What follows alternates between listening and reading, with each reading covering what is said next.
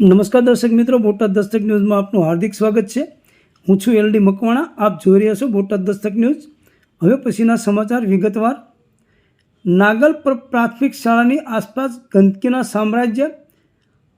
આમ આદમી પાર્ટી દ્વારા 10 દિવસનું અલ્ટિમેટમ।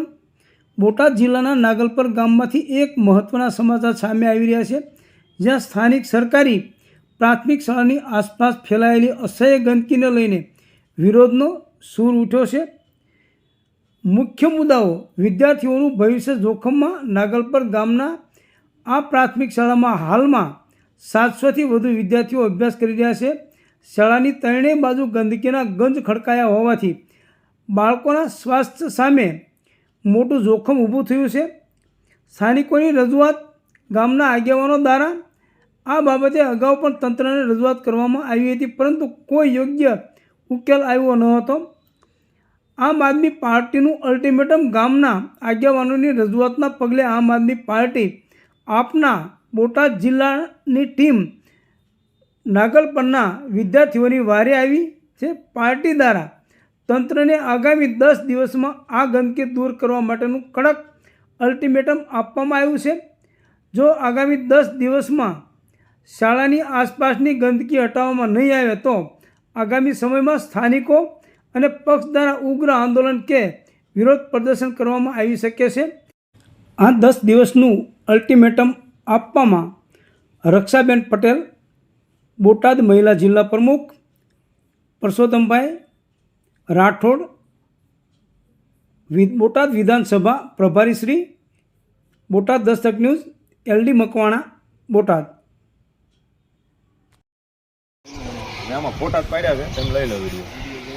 મેન વસ્તુ છે ને, જ્યાં પાણી જાય છે ને ગામમાં સબ્જી છે એની થોડુંક આવે બધા ખરાનું આમ જ પાણી નિકાલ થયો તો જાય કોઈ દિશા આ તો સુધી પાણી નહીં જાય ના બધી છે મેન વસ્તુ મોટો કામ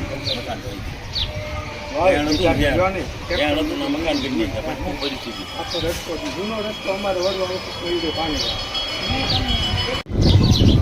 મારું નામ છે રક્ષાબેન પટેલ, આમ આદમી પાર્ટી બોટાદ જિલ્લા મહિલા પ્રમુખ।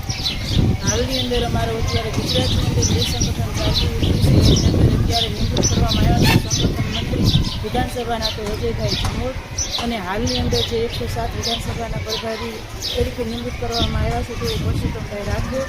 અને હાલની જે નાગલપરની સમસ્યા છે એ હાલની અંદર એ વડીલો છે, કુલદીપભાઈ, યુવા એક ચહેરો છે અને આગેવાનમાં શામજીભાઈ છે।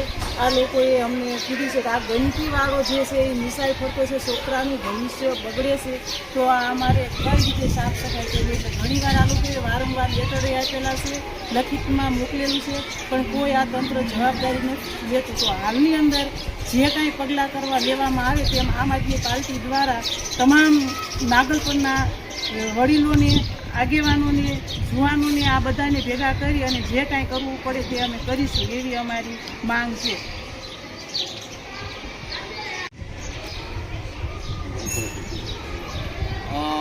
મારું નામ પરસોત્તમ રાઠોડ, બોટાદ વિધાનસભાના આમ આદમી પાર્ટીના પ્રભારીની જવાબદારી।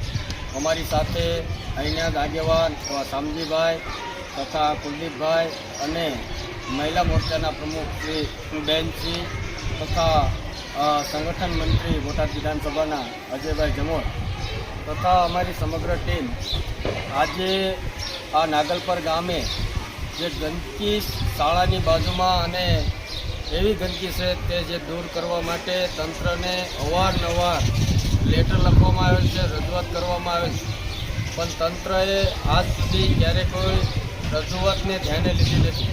ત્યારે આ ગામના જાગૃત નાગરિક દ્વારા અનેકવાર જિલ્લા પંચાયતની અંદર અરજી કરવામાં આવી છે, ત્યારે આ વખતે સ્વાગત કાર્યક્રમમાં પણ આ અરજી આપવામાં આવેલ છે। ત્યારે અમે તંત્રને વિનંતી કરીએ છીએ કે આ શાળાની બાજુમાં ત્રણેય બાજુ ખૂબ ગંદકીના થર લાગી ગયા હોય ત્યારે બાળક આપણું ભવિષ્ય છે એવું સરકાર કહે છે, વારંવાર કહે છે કે બાળકો આપણું ભવિષ્ય છે અને આપણું બાળકો એટલે હંમેશા આપણું ભવિષ્ય। શાળાની આજુબાજુમાં એટલી બધી ગંદકી ફેલાય છે ત્યારે મચ્છરનો ખૂબ ત્રાસ હોય ત્યારે આ કામગીરી જો 10 દિવસની અંદર કરવામાં નહીં આવે તો બોટાદ જિલ્લા આમ આદમી પાર્ટી વતી આ ગામની મુલાકાત લઈ અને ગામને જાગૃત કરીને એક એવું જન આંદોલન કરવામાં આવશે કે આ ગંદકી હટાવવા માટે થઈને આમ આદમી પાર્ટીના દરેક કાર્યકર્તા ખૂબ સાથ સહકાર આપીને આ ગંદકીને દૂર કરવા માટે હર હંમેશ અમે આ ગામની સાથે છીએ.